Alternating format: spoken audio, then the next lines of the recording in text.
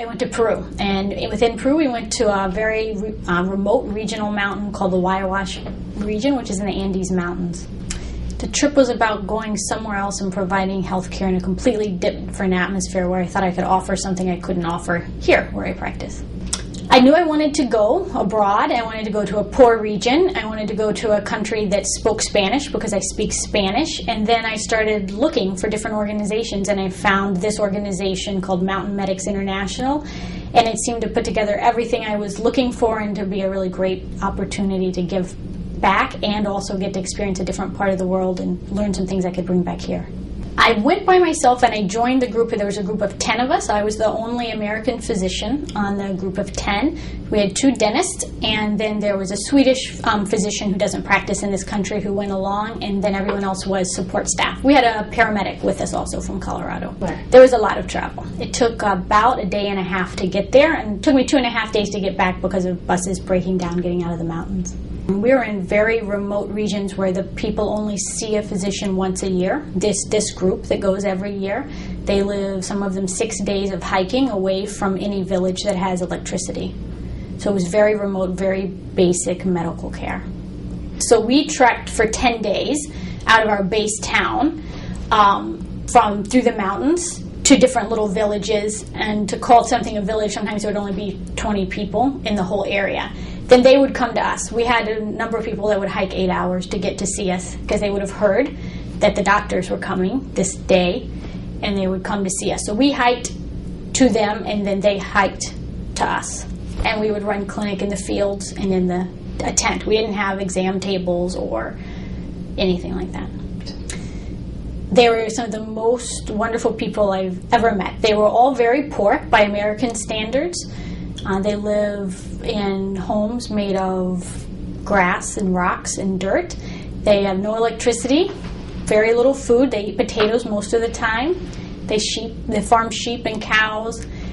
And that's really their work is sustaining themselves. Every day is a day of survival. We're at very high altitude, 16,000 feet, so not much grows. Trees don't grow up there, so even the luxury of firewood to cook with they don't have. So they were very poor, but very happy people. They really enjoy the simplicities of day-to-day life, and very grateful to meet physicians and have any type of health care that we could offer them.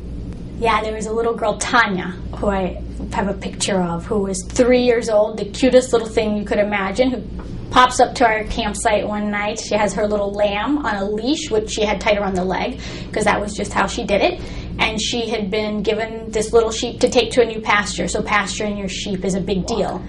And she was just out with her lamb, taking him to new pasture, and came over, spoke really well, had great linguistic skills in Spanish, and just hung out with us and wanted to watch us and talk to us and show us her lamb. And we gave her stickers that she loved.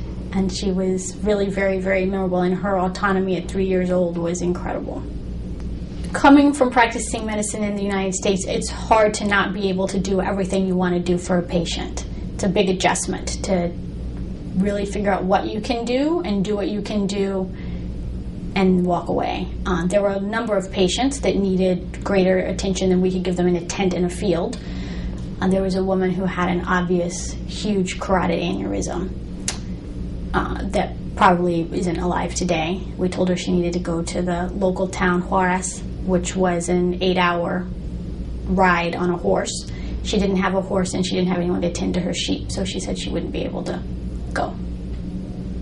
So that was challenging. Some of the little kids that needed medical care whose families had no way to get them to any type of care was really hard. It's made me realize how lucky we are in the U.S. to have available pretty much endless resources for most patients. It makes me realize that you don't need all of that either to practice really good medicine all the time.